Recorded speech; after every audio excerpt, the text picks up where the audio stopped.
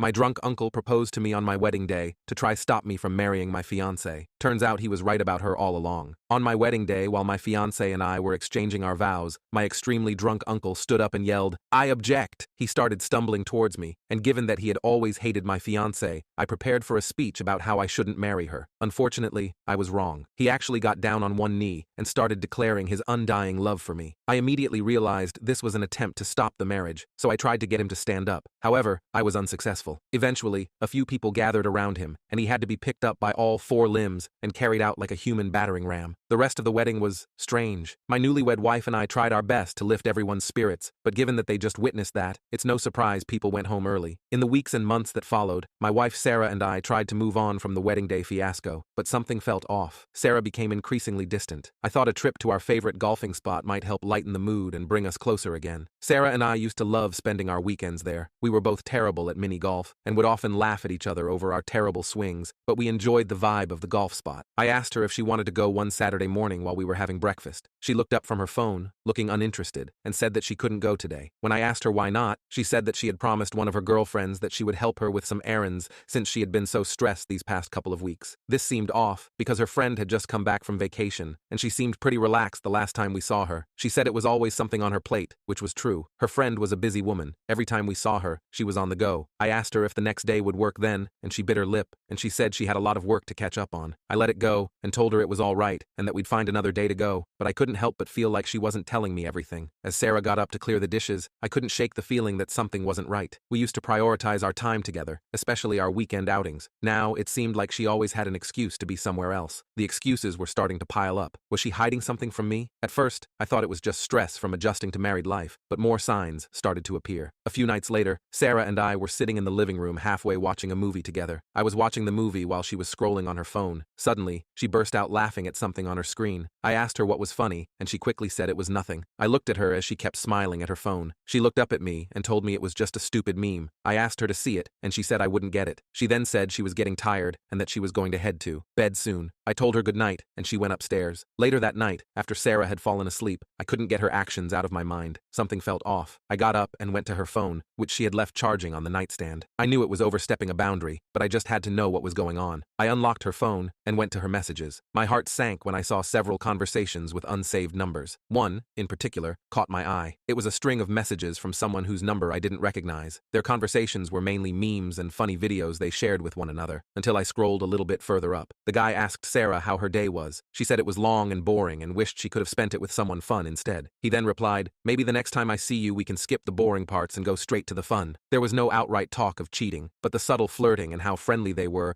enough to show that something had gone on between them. The laughs from earlier and the casual intimacy in their words all pointed to a connection she was keeping from me. I felt angry, hurt, and confused. Who was this person, and why was Sarah hiding this relationship from me? The doubts and suspicions that I tried to deny had come true. I put her phone back and laid down next to her, staring at the ceiling. My mind was racing with questions and the realization that my marriage was failing before it had a chance to begin. I knew I had to get to the bottom of this, so I decided not to speak on it at the moment until I had solid proof against her to confront her. In the following weeks, I started collecting evidence. I took screenshots of her text messages, spoke with some of our shared friends, and pieced together the timeline of their affair. It was a painful process, but I needed to know the full story before confronting Sarah. I found myself questioning everything. The nights were the hardest. I would lie awake, replaying every moment, every conversation, wondering how I could have missed the signs. One night, I decided to dig deeper. I went through old messages, social media posts, and even emails. I discovered a pattern. Sarah had been very secretive over the past year, with late-night messages, sudden trips for work, and constant texting with the unnamed number. Each piece of evidence felt like another stab in the back. I reached out to mutual friends to ask them for information, without revealing too much. One friend, Karen, mentioned seeing Sarah with a guy she didn't recognize at a cafe a few times. She hadn't thought much of it at the time. She assumed it was a colleague, but now, it all made sense. I decided to make one last effort to reconnect with Sarah. Maybe a nice dinner out would give us a chance to talk and bridge the growing distance between us. I had to try one last time. I saw she was getting ready to go out, so I called her downstairs. I asked her if she wanted to try this new Italian place downtown for dinner. dinner that night. Sarah has always loved pasta, and I've heard great things about this restaurant. She barely looked up from her phone and said she'd love to, but she had to take care of some stuff. It was 9 p.m. and she was wearing a beautiful black dress with heels. I asked her what could she possibly have to do dressed like that at this hour. She said it was just a girls' night that she forgot to tell me about. I told her that I knew she was cheating on me. She froze. Her eyes widened, and she asked me what I was talking about. I showed her all the evidence from the past few weeks, the screenshots, and the credit card transactions that showed she didn't match where she said she was going to be. She got defensive, saying that I didn't trust her, and that I knew she wouldn't do anything like that before. She claimed that someone framed her, and those messages weren't her. After I told her that I knew this was her because I found the messages as she was asleep, she said it was not what I thought it was. She said it was just harmless fun, and she didn't do anything with the people she chatted with. She'd been lying to me, avoiding me, and making up excuses to spend time with these people. This was cheating in my eyes. She then tried to make excuses like she was lonely and I was always busy at work. I tried to make plans with her countless times, but I wasn't hearing it. I told her that she had made her choice and that she should stick with it. I told her our friends even said that she was cheating on me. She asked me which friends, and I told her I wasn't going to say. She then asked if my uncle had revealed all this to me and told me to check her phone. I asked her why my uncle would say anything about this. I was genuinely confused at this point. I asked her what he had to do with this, and she hesitated. I knew something was up now, and I knew I needed to talk to my uncle to get to the bottom of this. She broke down in tears, begging me to stay with her. I told her I needed space and left the house. I needed answers, so I reached out to my uncle. We met at a quiet cafe the next day, and he looked worn out. I asked him about what Sarah had told me. He immediately told me he was sorry, and that he should have told me earlier. He knew Sarah was cheating on me before the marriage, and that was the reason he was trying to interrupt it before I said, I do. I asked him why he would let me follow through with this decision if he knew she was cheating on me before our marriage, and he said that it was complicated. She had been blackmailing him this whole time and threatened him if he told me. I asked what she could possibly be hanging over my uncle's head to make him not tell me the truth. He hesitated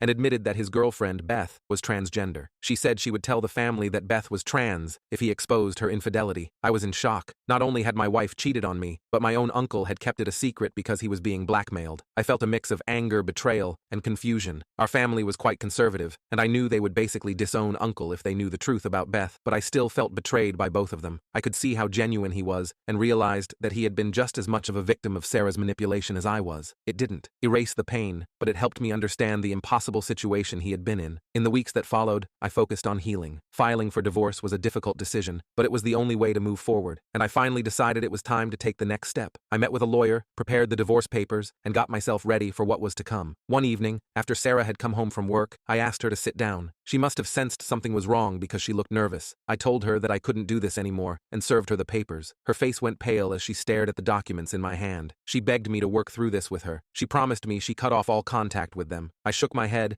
and told her that it's not just about the affair partners. It was about the lies and the manipulation. She blackmailed my uncle and used his relationship against him to cover up her own wrongdoings. She sobbed and tried to grab my hand, but I pulled away. She said she was scared that I would leave her. She begged me not to leave her and said she didn't know what she'd do without me. She said she loved me. I felt a ton of emotions all at once. I wanted to be with her because I loved her, but I knew our marriage was too far gone, and my trust in her could never be restored. I left her sitting there, broken and crying, the divorce papers on the table in front of her. As I walked out of the house, I felt a weight being lifted off of me, even though I was sad to leave her. My uncle and I continued to rebuild our relationship. It was a slow process, but I could tell he was genuinely remorseful, and I could see how much the situation had affected him and Beth. As the months went by, I began to see the situation from a new perspective. I started therapy, which helped me process my emotions and understand my feelings. Therapy also helped me rebuild my self-esteem. I had been feeling worthless and unlovable, but my therapist helped me see my worth and the positive qualities I brought to a relationship. Slowly, I started to believe in myself again. One of the biggest changes during this period was reconnecting with my passions. I had always loved painting, but during my marriage, I had let it fall by the wayside. Now, with more time on my hands, I picked up the brush again. It was therapeutic. I also started running, which I had never been particularly interested in before. A few years later, I felt ready to dip my toes back into the dating pool. It was intimidating at first, but my friends encouraged me to take it slow and have fun. I went on a few dates, nothing serious, but it was nice to feel desired and appreciated again. One date stood out from the rest. Her name was Courtney, and she was everything Sarah wasn't. She was kind, genuine, and understanding. We clicked immediately, and our first date turned into a long conversation over coffee and then dinner. We shared our past experiences, and she listened without judgment. As we continued to see each other, Emily showed me what a healthy, supportive relationship looked like. She encouraged my passions, supported my decisions, and most importantly, she was honest.